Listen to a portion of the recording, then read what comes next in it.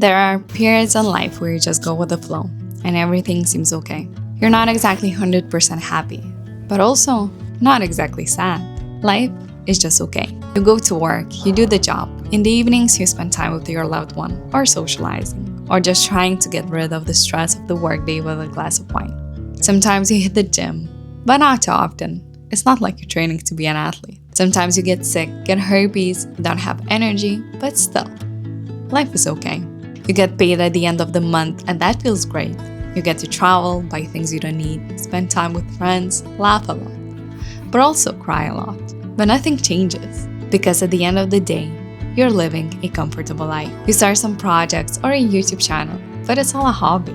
You're not making money out of it. Then Sunday comes and you feel anxious about the upcoming week again. But Friday hits, and life is okay again. Suddenly, the world I used to know, I see it differently. You woke me from a dream, now here's reality. Baby, baby, you are really hurting me.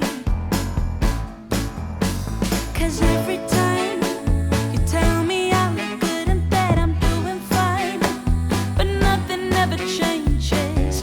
And now I see, baby, you are hurting me. Stuck in repeat.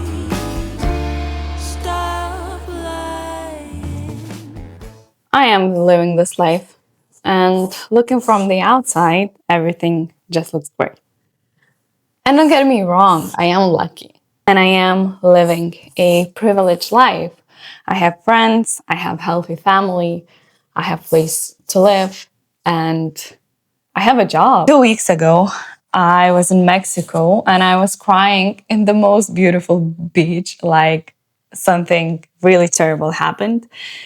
Well, in reality, nothing bad happened. The reason why I was crying so much was because I am so tired of staying the same, of being the same. See, prior to this, 2 days ago, I actually got the news about my job, where I'm kind of forced to look for another job. And it's my fourth time in 4 years where I'm not fired and nothing bad happened. However, I have to look for a job, even if it was a great job. So it means that I'm having anxiety about what's coming next. And let me tell you this, I've been trying for so long to freelance, to have my own business, but I feel like I've been always too afraid. And I never did anything with it. And I kind of know that it would be smart to look for another job. And I started looking, but I've got a few rejections already. And I know how painful it is to look for another job. It's just horrible. And in that moment, somewhere on the beach, I decided that, you know what? This is it.